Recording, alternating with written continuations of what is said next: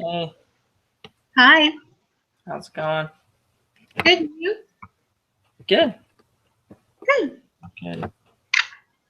You excited for school to be over? Yeah. Yeah, I bet I am. I'm pretty done. Yeah. I definitely feel that way. Yeah. When's our exam in this class? Is it Saturday? It's due by next Thursday. Oh wow, so we still have some time. Yeah. Okay. So Awesome. Yeah. I'm we'll have still to do regular homework, and you have all of like Monday through Thursday to study if you need to. So that'll be helpful. yeah, okay.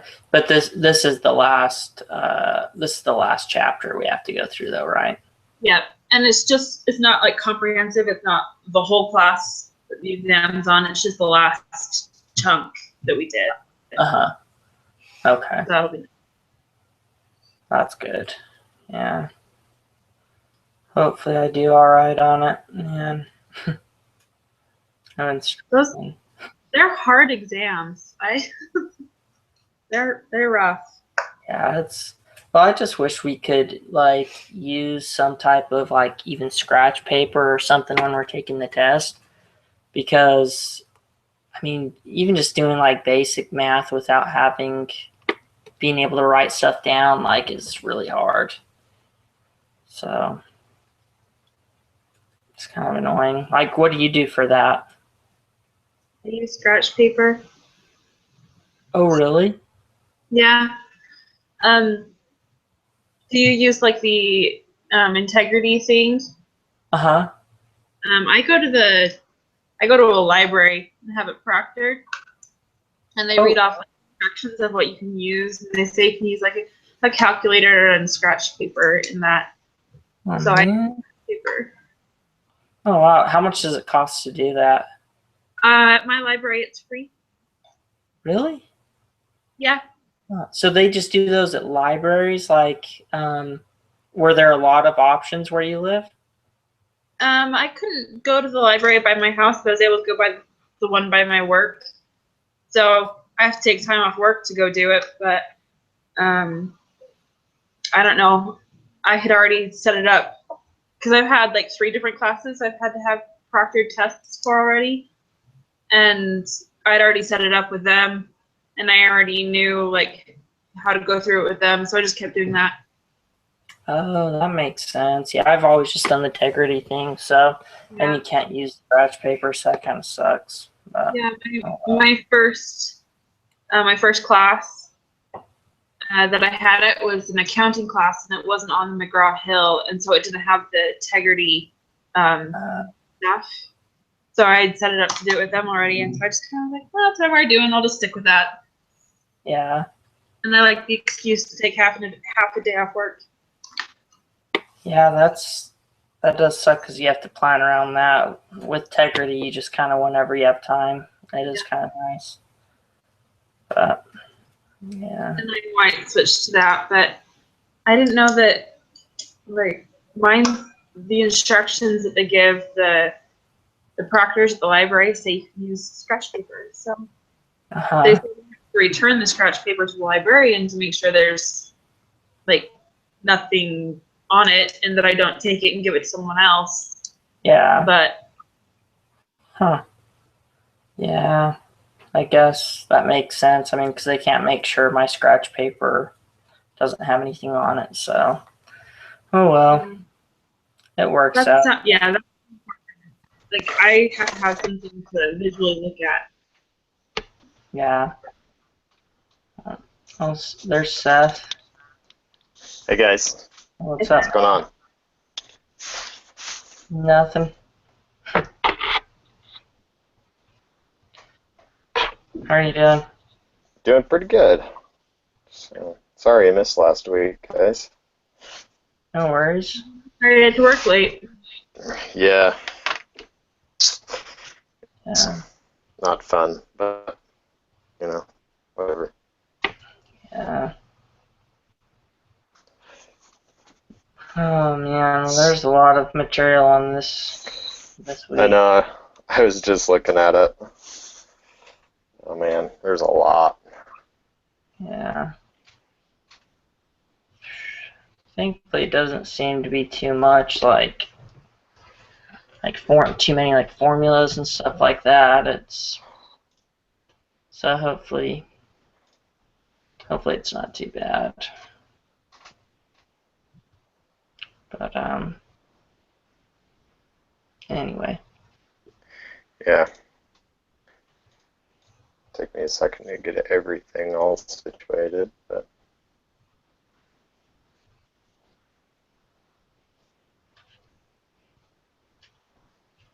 Yeah, we were just talking about the exams and stuff. Do you use the Integrity or do you go to a library? I use the Tegrity. I have to go to the library for another class, but it sucks. I live in Boise, and I couldn't find any libraries that would proctor. Really? There's a bunch of punks about it, and so I have to go like 30 minutes away anyway to get them to proctor. So Integrity is the best option for me. But Yeah. so, how about you guys? I use Integrity too. I go to the library. Yeah, but she gets to use Right scratch by my work. paper, so that's kind of cool. Do you not Yeah, use scratch paper on tech? That's weird to me. Yeah, it's kind of annoying. yeah, you can't use anything that can't be seen by the computer or looks like you might be cheating. So Yeah. And that would be so hard. Like, some things are like math. You have to write them down. yeah, it's been kind of Yeah. difficult for me, but Yeah. Let's see. Oh, all right. You guys ready to start? Yeah, whenever you guys are ready. go for it. Okay. Number one, a basic assumption in comparing the production possibilities curves of two nations is that those possibility curves reflect differences in 1. Consumer tastes and preferences, 2. Resource availability and technology capabilities, 3. Nations' incomes and income distribution, 4. Unemployment and inflation rates. And I think that was number 2, right? That's what I have as well. In the first paragraph, it talks about the resource availability and technological capabilities when it's talking about South Korea. Yeah.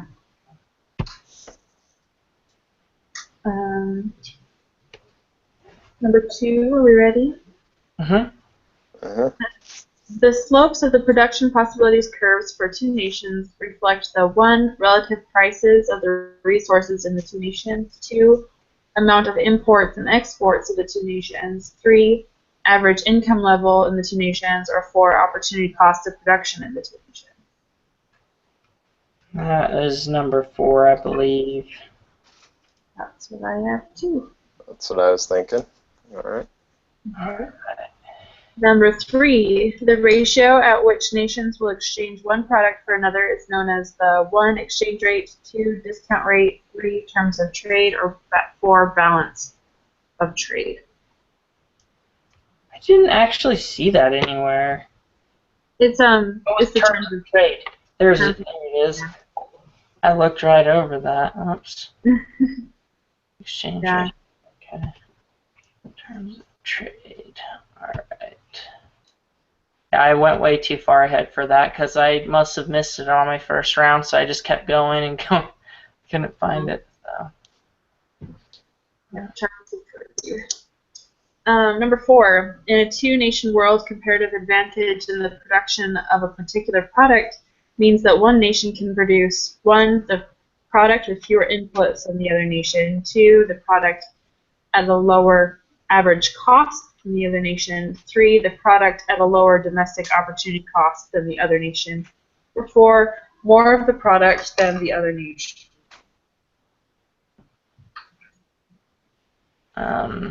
So says the total output will be greatest when each good is produced by the nation that has the lowest domestic opportunity cost. That's what I put down too. Okay. So it's number 3, right? Number 4. Oh yeah, number 3 on question number 4. Yeah. Yeah. Sorry. No worries. I was like, wait, what? Number 5. The table below shows the output either machines or wine that each unit of input in France and Germany can produce. Refer to the table above. Based on the given information, we see that 1, France has a comparative advantage in producing wine. 2, Germany has a comparative advantage in producing wine. 3, neither country has a comparative advantage in producing wine. Or 4, Germany can produce machines at a lower opportunity cost than France.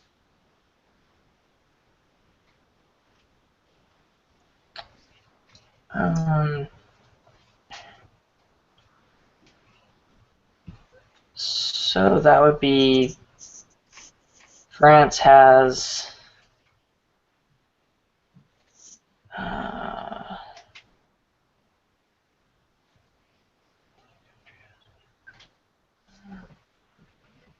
I'm not sure. Yeah, I don't know. I didn't really look at this one too close. So, Yeah. Okay, so if they have a comparative advantage, that means they can produce a product at a lower domestic opportunity cost than the other nation. So, looks Germany like, would have. yeah, Germany has a lower. They'd have the lower cost because they have the same amount of output with less machines, right? Well, I think it's the two products. They can either produce machines or they can produce wine. Oh, they can produce one. Okay, yeah. It's like how many, like, what are they sacrificing? What's the opportunity cost of machines or the wine? And so we're trying to. So France has less opportunity cost, right? Loses less opportunity cost. Huh? And produce. I don't know. I Seems like there should be like a timetable, like.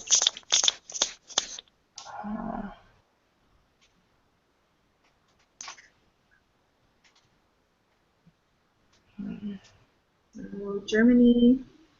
Or is it just that France has a comparative advantage in producing wine? I mean, or no? Jeez, I don't know. Let me see.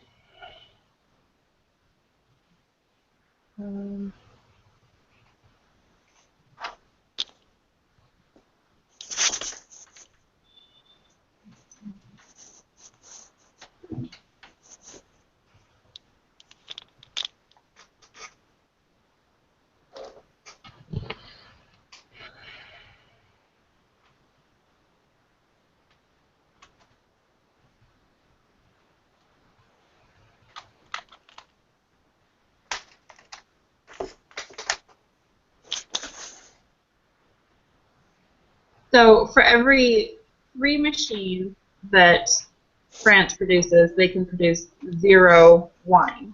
And for every 1 wine that France can produce, it can produce 0 machines. So, France. So I think it's number 4. Germany has to sacrifice less to produce wine than France does. France has to sacrifice 3 machines to produce 1 bottle of wine, whereas Germany only has to sacrifice 1 machine for 1 bottle of wine. Does that make sense? Yeah, So but the opportunity cost for Germany to produce wine is lower than France. okay, I didn't understand that. I forgot that that's how those tables work. I had to Yeah, draw a I little was- graph. I'm like, okay, what am I doing? Yeah, I Yeah. misread it and was thinking something completely different, I guess. That's So that's why there are three brains working on it, right? because the question says either machines or wine, so it can't Hmm. produce both. It's just one or Yeah. the other. Okay. I was thinking way too hard. I know, it should have been a lot easier than it was. So, okay. So number 4, right? Okay. Question 6. Major achievements of the European Union, EU, include the following, except 1. Abolish tariffs and quotas. 2. Liberalize the movement of capital and labor. 3. Created common policies in agriculture, transportation, and business practices. Or 4. Establish a common fiscal policy. It's either number 1 or 4, I think. Let me see. I think that they did abolish quotas I was thinking 3 or 4, but I kind of want to read over it again because I don't remember now. I honestly don't have any idea. I didn't read it. I was just thinking, but apparently not thinking very well. Yeah, the EU, when they created the EU, they came up with the euro and they abolished like tariffs for, it's like the United States, like it doesn't cost anything to sell in Colorado versus selling in Utah. There's no, it's kind of along those lines the EU is. Okay, Hmm. that makes sense. So they don't have to like pay 30 different taxes to drive from one side of Europe to the other to sell Yeah, stuff. it's different places here. Okay, Exactly. under 20.6, it talks about the EU. The EU abolished tariffs and import quotas, liberalized movement of capital, and created common practices in other economic matters of joint concern, such as agriculture, transportation, and business practices. So it's got to be number 4. Okay. Awesome.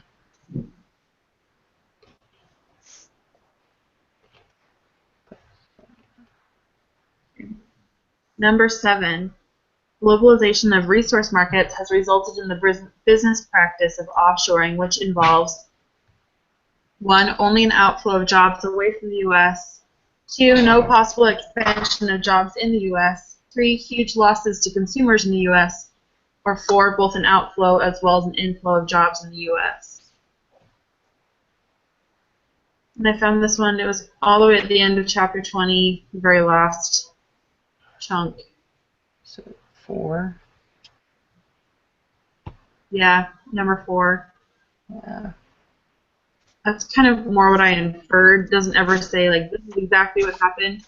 But it talked about how, while a lot of jobs have gone abroad, it says offshoring also increases the demand for complementary jobs in the United States.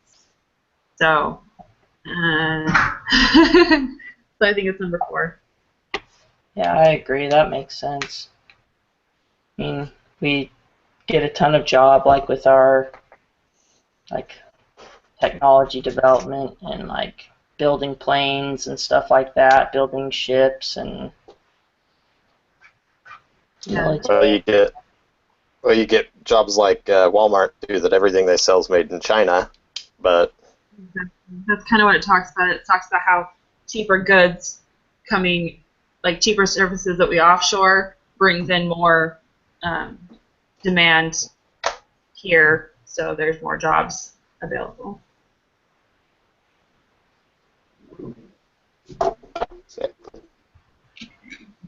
Number 8. A trade deficit refers to a situation where 1. Government spending, including transfer payments, exceeds tax revenues. 2. A nation's purchases from other nations are less than its sales to other nations. 3. Assets are less than liabilities. 4. Exports are less than imports. I think that was number 2, right? Is that the beginning of the chapter? I might be wrong. I just remember it saying something about the U.S. in Canada. Where was that?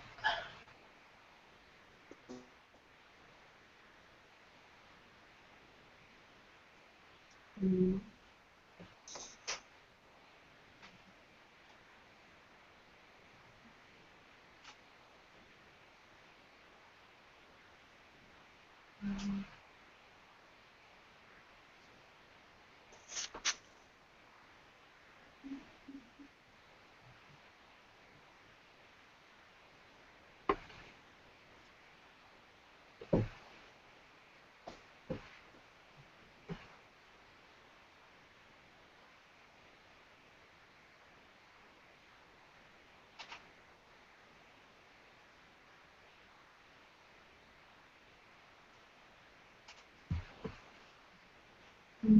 Oh no, that was when it was talking about China. We have a trade deficit with China of like 81 billion or something like that. Where was that? Yeah.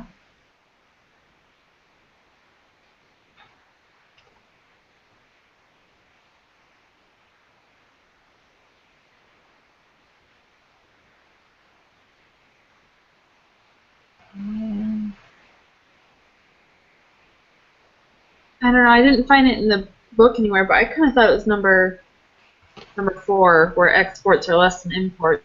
But like I said, I didn't find it in the book. I was just like, that's it. Yeah, if it's what I was thinking, it talks about, and where was it? It says that we have like $181 billion that we buy from China or from other countries, but we only buy like 80 billion, or we only export like 80 billion. Yeah. Um,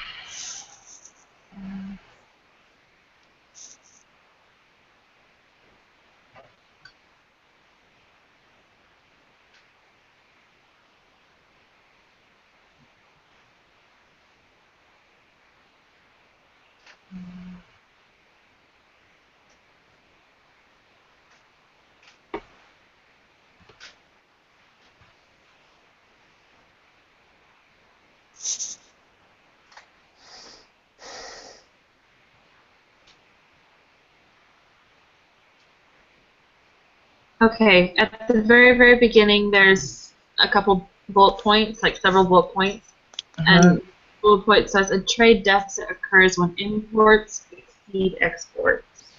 Okay, you're correct.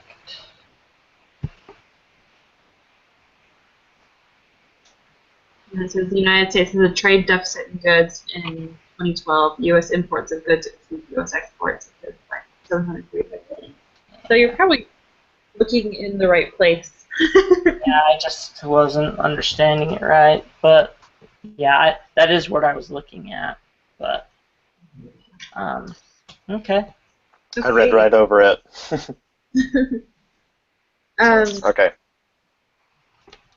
Use the table below to answer the questions below. The table shows a schedule of the import demand in country A and the export supply in country B at various dollar prices. Column 1 is the price of the product. Column 2 is the quantity demanded in country A. Column 3 is the quantity of export supplied by country B. To refer to the table above, the equilibrium world price in this two-nation model will be $4, $3, $2, or $1.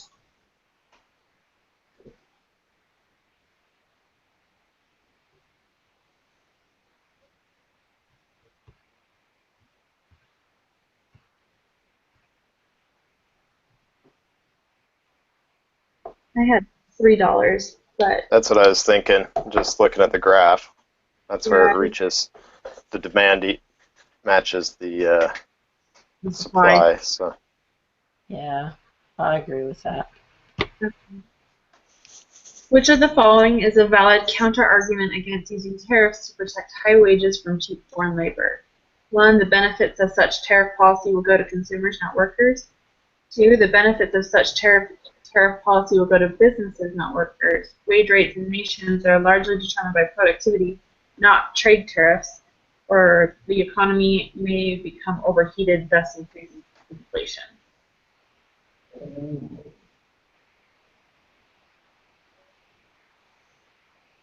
Saw that somewhere. This is one I open yet.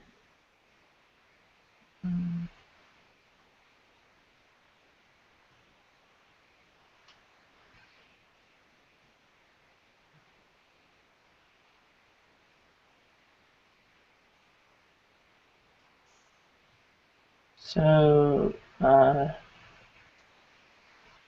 protective tariff is implemented to shield domestic producers from foreign competition. These tariffs impede free trade by increasing the price of imported goods and therefore shifting sales towards domestic producers. Let's see.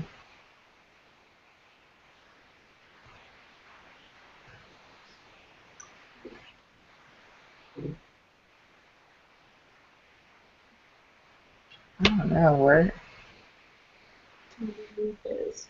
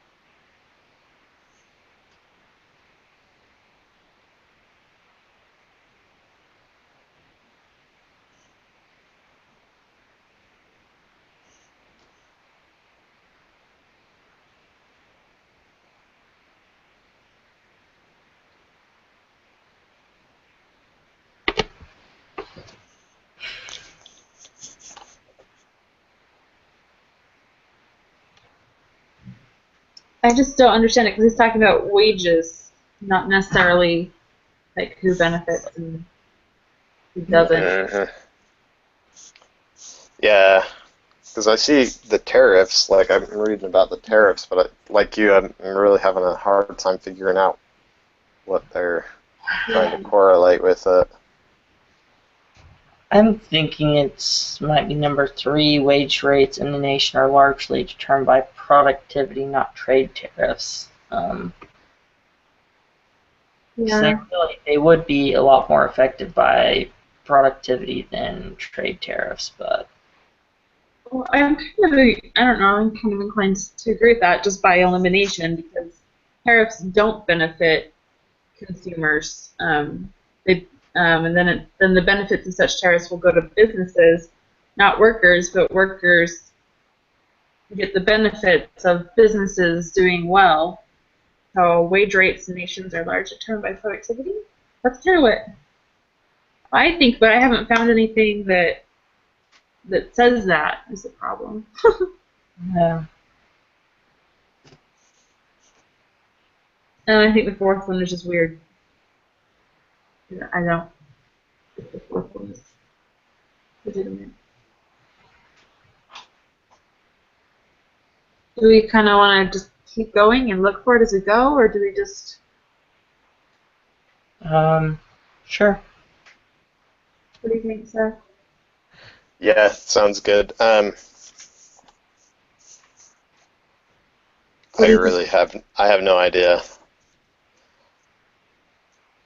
Okay. Um, Okay. Do we want to look a little bit longer, there's something indirect effects. So there's, I don't know if you guys have looked at 20.6, the direct effects and indirect effects. or? It's really talking all about this, but I'm trying to figure out where the answer is.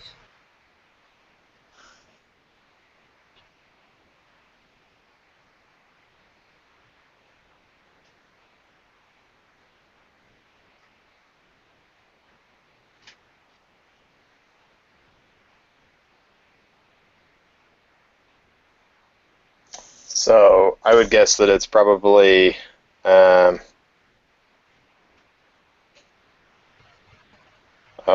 it's looking like the benefits of the tariff go to the government, not to the people, right? But Yeah, the consumers get hit with the cost.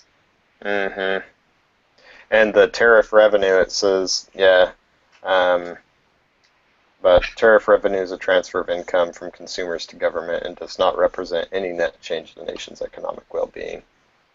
The result is that government gains this portion of what consumers lose by paying more for product. Yeah. So.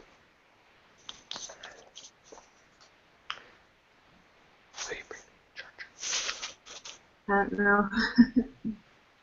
Yeah. Maybe there's another section that talks about like arguments for and against. Maybe we're just reading the wrong thing. How about under cheap foreign labor argument? Let's look at that. 20.5 section called cheap foreign labor.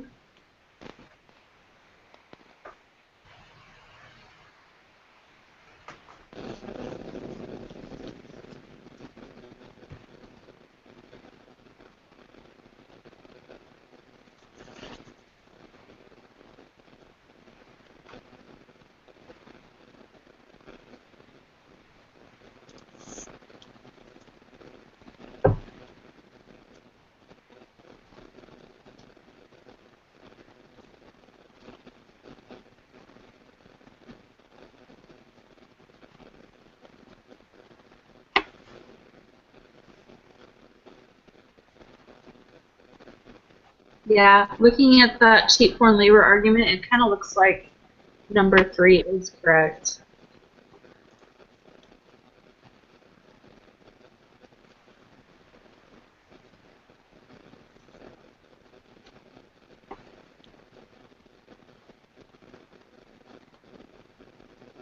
Yeah. All right. The bullet point actually matters is labor cost per unit of output, not labor cost per hour of work. Difference in productivity typically means that labor costs per unit of output are often nearly identical despite huge difference in hourly labor costs. So that's kind of what it looks like from that, but what do you guys think? Yeah, that's kind of where I was leaning to. There's a couple of, like, the increased domestic production talks about a lot of the other stuff fluctuating, but it doesn't talk about the wages. The wages, exactly. Okay. So, number 11. A natural resource abundant nation would be expected to export a land-intensive commodity such as 1. Tractors, 2. DVD players, 3. Meat, or 4. Chemicals.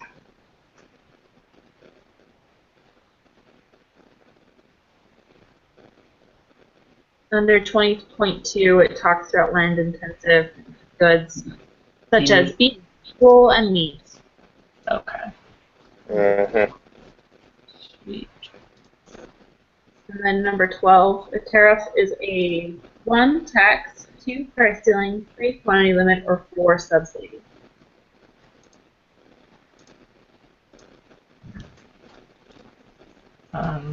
It's a tax.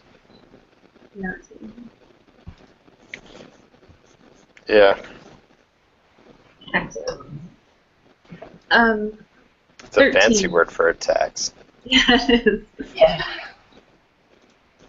13. Import quotas on products will reduce the quantity of imported products and 1. Decrease the price to consumers. 2. Increase the price to consumers. 3. Will not affect the price to consumers. Or 4. Increase the total quantity of the product consumed. I put number 2 on that one.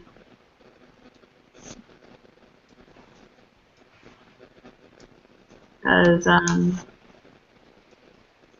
once a quota is filled, further imports of that product are choked off. Import quotas are more effective than tariffs in impeding international trade.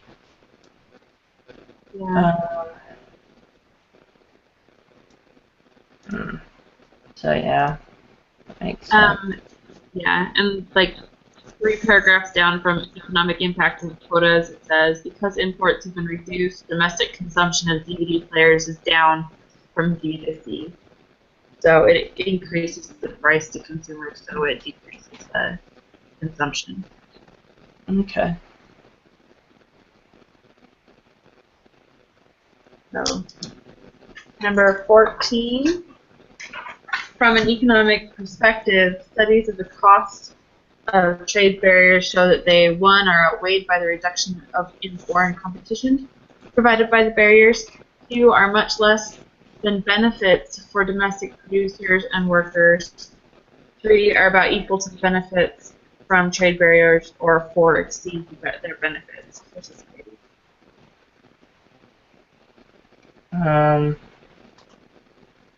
So a study finds that the cost to consumers substantially exceeds the gains to producers and government. A sizable net cost or efficiency loss to society arises from trade protection. Furthermore, industries employ larger amounts of economic resources to influence Congress to pass and retain. Okay, so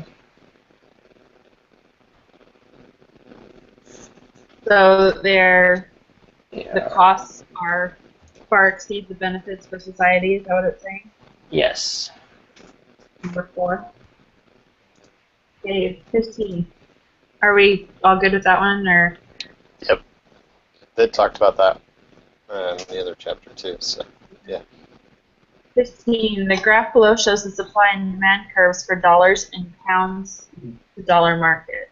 Refer to the graph above. Assume that D1 and S1 are the initial demand for and supply of dollars. The exchange rate will be 1, 5 equals 1 pound, 2, 4 equals 1 pound, 3, 1 equals 5 pounds, or 0.2 equals 1 pound.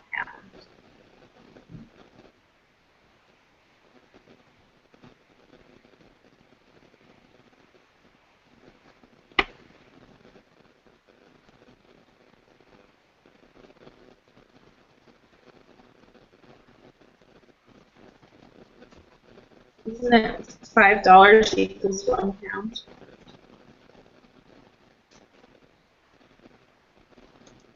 D1 and S1.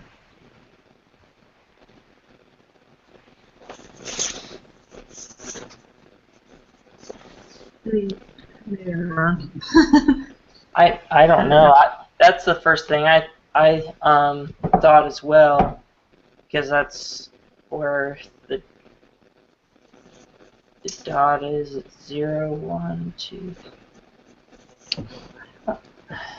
Who's the pound price in dollars is like so $1 is worth 1/5 of a pound, right? Uh-huh. 5 pounds is equal to $1. Okay, I see what you're saying. Yeah. Maybe Yeah, I'm wrong. I'm guessing. That's what I was thinking. I thought you were saying the other way around, and so I was like, so No. No. Okay. So number 1 on that one? Mhm. Yep. Okay. Number 16. Foreign exchange rates refer to the 1, price at which purchases and sales of foreign goods take place. 2, rate of exchange of goods and services between two trading nations. 3, price of one nation's currency in terms of another nation's currency. Or 4, difference between exports and imports of a particular nation with one another. I think that one's number 3, right? I think so. I mean, I haven't done very much of this chapter yet, so I don't really know. But I think so.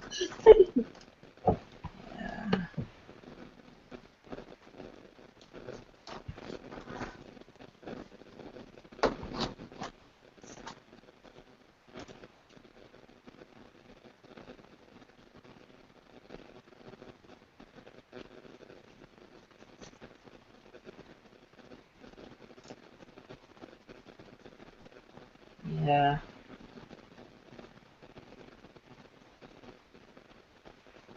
That says on Google anyway. Okay. I'm good with that. Okay. 17.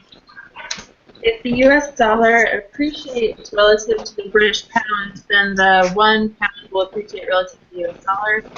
2 pound will depreciate relative to the US dollar. 3 British goods will be more expensive for Americans. Or 4 American goods will be less expensive for British.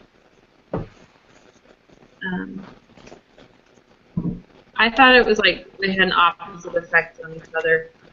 So if one appreciates and the other one depreciates. Yeah, so number 2. Yeah. That's what I think. Okay. Number 18. United States exports international tourism in the United States, and foreign capital inflow into the United States all give rise to 1. Depreciation of the U.S. dollar. 3. A supply of foreign currency in the United States. 3. A demand for foreign currencies in the United States. Or 4. Decreased foreign exchange reserve in the United States. I have no idea.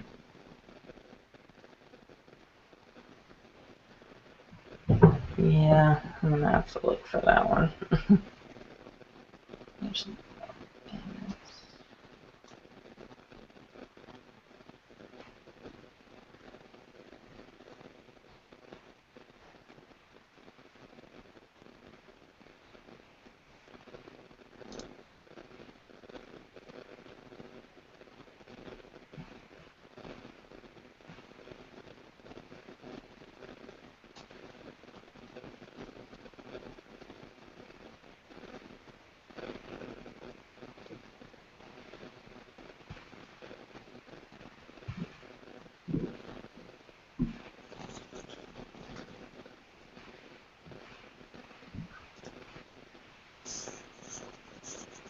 Wouldn't it be 3, a demand for foreign currencies in the United States?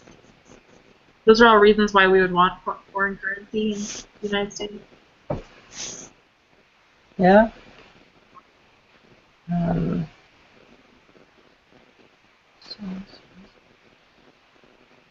trying to find where it talks about it, but I think it might be in 21.4. Yeah, I was just reading that in currency interventions and stuff.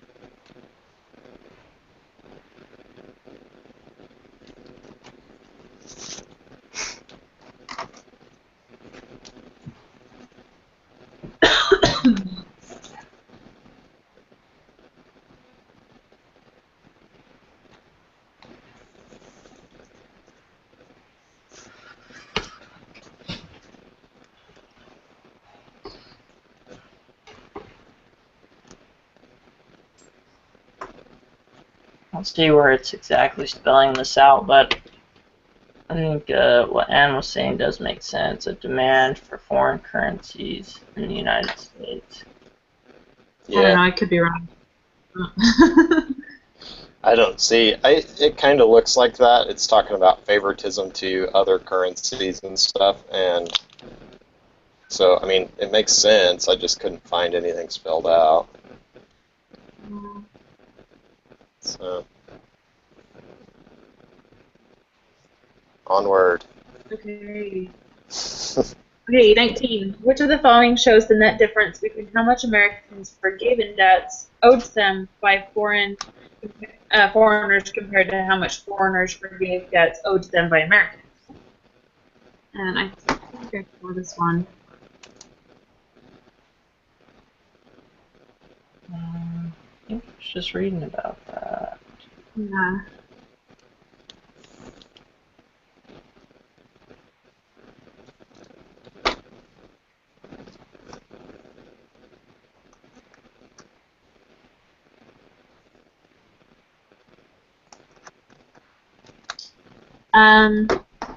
Okay, under 21.2, it says capital and financial accounts. Capital account mainly measures debt forgiveness, which is an asset transaction because the person's forgiving a debt, essentially. So, capital account. Yeah. Sounds like it. Okay. Okay. 20. Remittances of Mexican workers in the U.S. to their families in Mexico are included as the U.S. balance of payments as a debit in the section on 1. Trade and services, 2. Net international transfers, 3. Financial accounts, or 4. Capital accounts.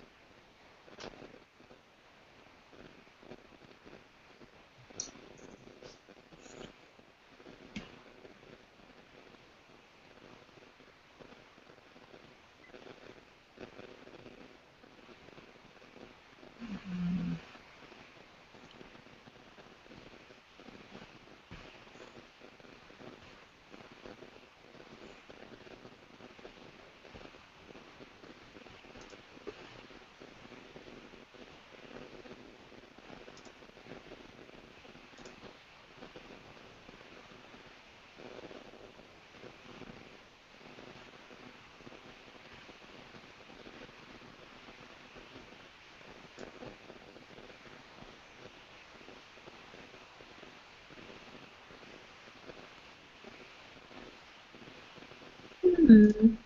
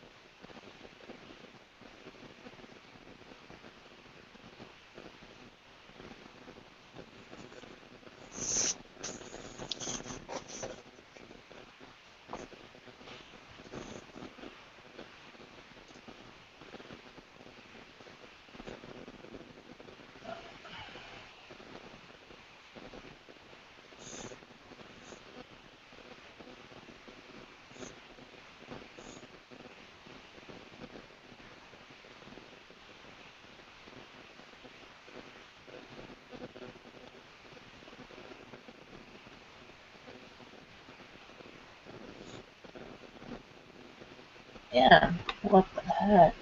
I Stupid. think here it's such as a 21.2, but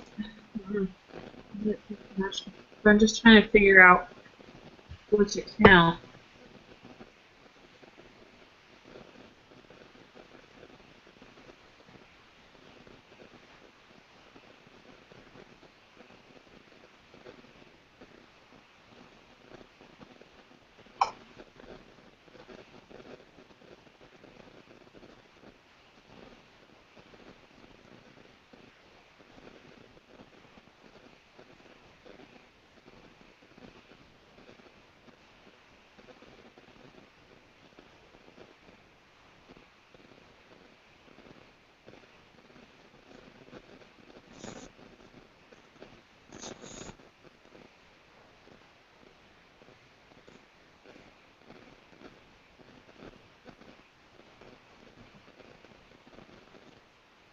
Okay.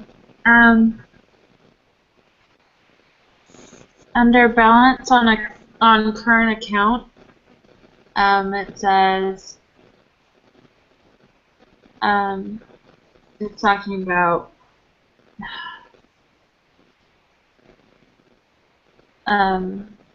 Transfers. transfers, and it's talking about dividends paid, dividend payment. Sorry, the interest and dividends the U.S. citizens and companies paid for services provided by foreign capital invested here, imported capital. Mm-hmm. And it's talking about net transfers between citizens living abroad and people living here, working, sending stuff home. So I'm kind of leaning towards the net international transfers. Yeah, But that's what it looked like. On that same one, the definition just says it's all of the goods and services less investment income and net transfers. So they're taking that out of it. So I guess they're thinking that all the Mexican guys are sending their families money. So Yeah. they're whatever they earn, 20,000 a year. Yeah. Yeah. That's what I can tell from reading. Yeah. Skimming I through that. just, it says on Google, says that they're a distinct form of international trade encompassing such things as humanitarian aid and payments made by immigrants to their former country or residence. Yeah. So that's And that's Okay. under the definition of net international transfers. So, Hey Google. yeah. Oh, Cool. I'll submit it since I wasn't here last week. right. 85%. Oh man. Oh, dang. We missed 5. Correct answer is B. 2. Germany has a comparative advantage in producing wine. We missed 13. Import quotas on products will reduce the quantity of imported products, and B. Increase the price to consumers. That's what I had Oh, down. okay. I must have just clicked the wrong one when I hit That's it. I was thinking, I was like, I thought I clicked that, but yeah. Okay. All right. Sorry. No, it's my fault. I just clicked the wrong one. So, and 18. United. Correct answer is B, or 2, not C. Sorry about that one. It's all good. I So, couldn't find that anywhere, so. yeah, I couldn't either. And the answers are actually pretty similar. Yeah. Yeah. It makes sense too, I guess. So. Yeah. Okay. All right. That's all. Cool. Good luck on your test and the rest of your lives. Have fun. Thanks. All right. See you guys. All right, take Yeah. it easy. Thanks. Yeah, thanks for Bye. always. Oh, this Meeting. is our last group meeting, huh? Yeah, it is. Oh, dang, that's crazy. Well, thanks for being such a good group, guys. This has been, I know. it's worked out really well. Yeah, I have a group in another class, and I have hardly been able to get them to meet all semester. It's ridiculous. So, thank you guys for being awesome. Yeah, Yeah. been good. Good luck with everything, guys. Okay, Yeah. you too. We'll see ya. Bye now. Bye.